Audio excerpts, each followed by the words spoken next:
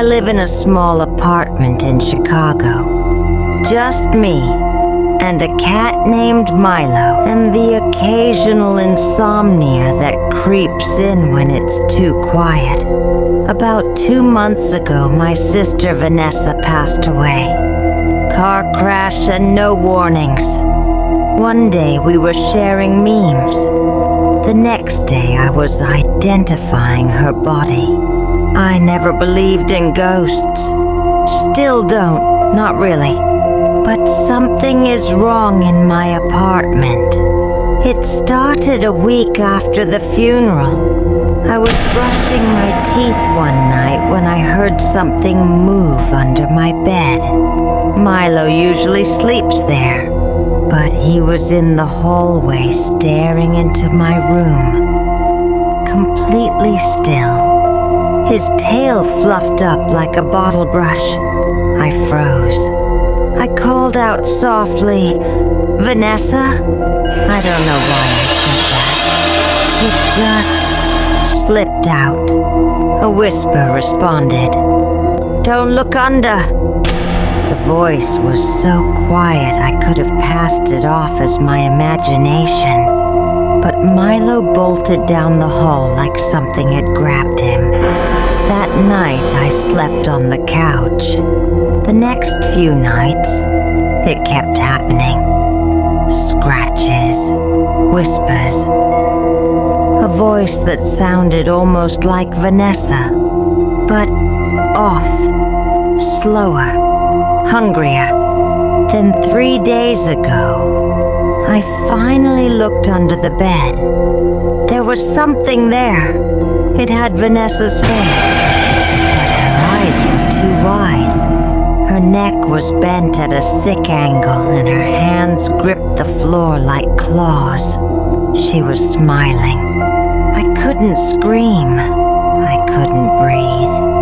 She whispered, "You buried the wrong sister."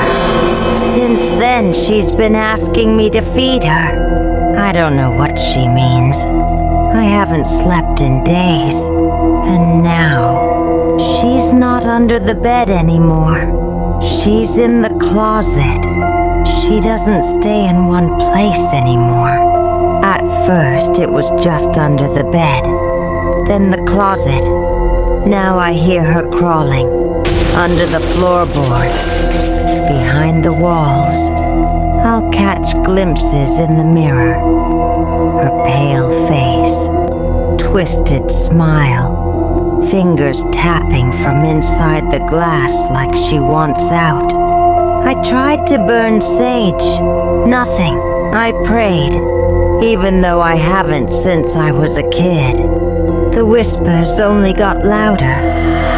"Feed me, feed me, feed me."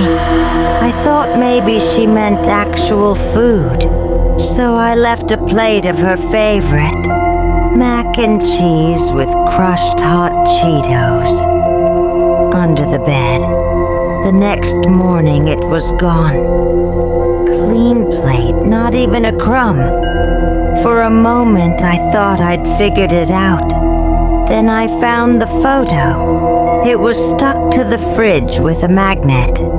A Polaroid I didn't take. It showed me asleep and crouched beside the bed, smiling at the camera, was Vanessa. Except her skin was grayer, her eyes darker, and something long and black was crawling out of her mouth, like a centipede made of hair.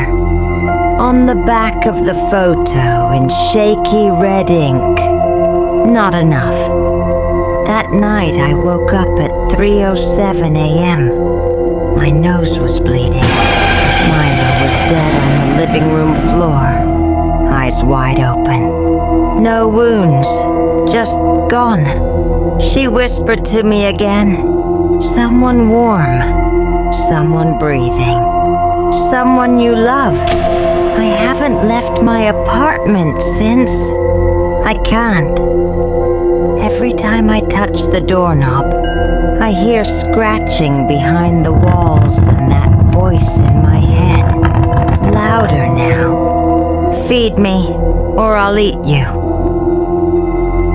I think she's getting stronger. She moves in daylight now. I see her shadow on the walls, even when the lights are off. Tonight, my girlfriend said she's coming over to check on me. I haven't stopped her. I just cleaned under the bed. My girlfriend, Kayla, arrived just after sundown. She looked worried.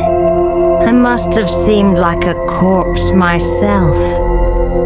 Dark circles, dry blood under my nose, twitchy eyes that kept darting toward the hallway. She hugged me.